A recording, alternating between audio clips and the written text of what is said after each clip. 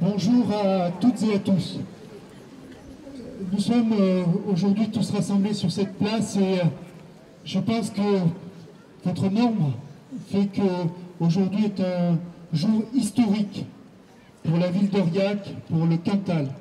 Nous sommes plus de 10 000 sur cette place. C'est la première fois qu'un tel chiffre est atteint pour une manifestation. Donc bravo, bravo.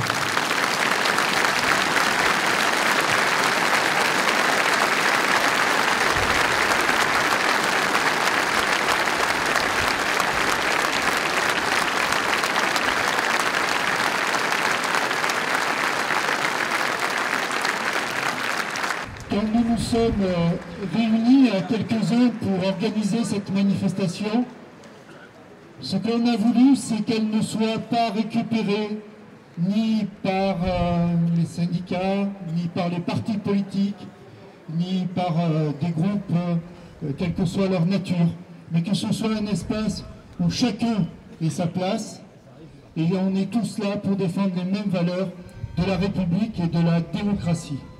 Je suis fier que vous soyez tous là, mais je tiens à exprimer mes plus sincères remerciements. On est dans un moment d'émotion, un moment très fort. Demain, il y aura le moment de la raison et il va falloir réfléchir. Et il y aura une troisième étape qui sera le moment de l'action. Et on sait aujourd'hui que notre République est fragile, que ses valeurs, elles sont toujours en discussion, et que c'est un combat quotidien que nous devons mener tous ensemble. Nous sommes rassemblés, c'est une unanimité. Au-delà des partis politiques, au-delà des convictions religieuses, au-delà de tout, il y a des valeurs et une liberté, une démocratie que nous devons défendre avec force et conviction. Et merci d'être aujourd'hui aussi nombreux là.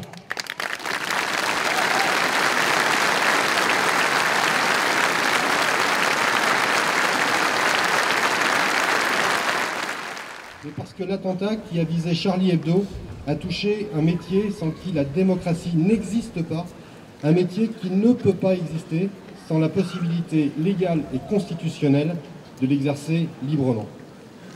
Charlie Hebdo, on le lisait ou non, on aimait ou pas, mais tous, aujourd'hui, dans ce rassemblement, devons avoir à l'esprit la phrase prêtée à Voltaire « Je ne suis pas d'accord avec ce que vous dites, mais je me battrai pour que vous ayez le droit de le dire ». Cela s'appelle tout simplement la démocratie.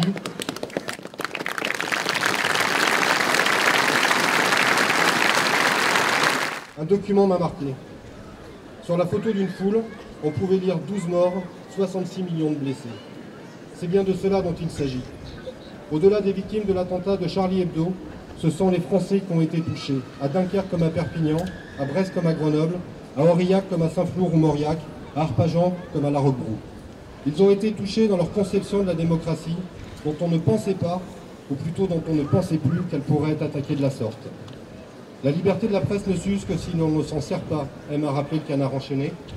Cet attentat doit aider l'ensemble des citoyens à mesurer la chance qu'ils ont d'avoir accès à une information, une expression et une pensée libre. C'est ce que faisait Charlie Hebdo, et c'est ce qu'aimaient ses lecteurs. C'est pour cela que ses dessinateurs et journalistes sont morts.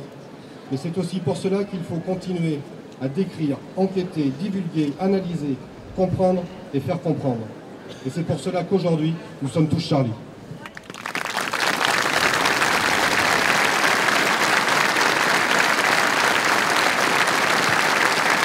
Si je me présente à vous, en toute humilité, c'est tout d'abord en tant que citoyen, en tant que patriote, mais surtout en amoureux convaincu des principes fondamentaux de liberté, d'égalité et de fraternité qui rayonnent partout dans le monde lorsque le mot France est employé.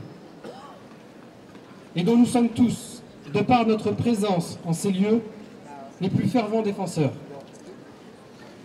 Je ne me donne aucune légitimité à parler au nom des 5 millions de Français de confession musulmane, mais j'ai le devoir de vous faire part de mon ressenti, plus particulièrement en tant que tel. Vous l'aurez compris, j'en suis sûr, que l'acte terroriste, cet acte de barbarie, cette ignominie, prononcée au nom de l'islam, est un non-sens. Le terrorisme est aveugle, mes amis, sachons-le, car parmi les victimes tombées sous les balles de la haine se trouvaient des Français de toute confession, de toute couleur et de toute origine. Mes parents ne sont pas nés sur cette terre, mais ils m'ont donné la chance de l'être. J'y ai grandi, je m'y suis épanoui et j'y donnerai ma vie. Nous avons déjà trouvé la solution à ce problème d'extrémisme. Elle est là, devant vous, à votre gauche, à votre droite. C'est nous, c'est notre rassemblement, c'est le deuil que nous portons comme une famille. Martin Luther King, nous devons tous apprendre à vivre comme des frères, sinon nous allons tous mourir ensemble comme des idiots. Alors, dressons-nous comme un seul pour que vive la France et vive la République.